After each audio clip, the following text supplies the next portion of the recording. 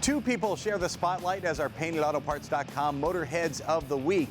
Rachel and Steve Stepro emailed me to tell me their story. Rachel tells me that her father was a mechanic and she learned how to work on cars when she was just 10 years old. And Steve sold the car he'd had since high school to live his childhood dream of owning a Corvette. He now has a 2005 50th anniversary C5. And Rachel, well, she rescued a 1979 C3. Rachel says they work on the cars together and they love going to car shows, parades, and hanging out with other people. They also watch a lot of car shows together on Motor Trend, including Motorhead Garage on Sunday mornings. Thank you, guys. Rachel also sent along some advice for young couples. She says, find something you can share together because those kids are going to grow up and be out of the house. If all you have in common is your kids, that's not enough to stay together. That is great advice from a couple of true Motorheads.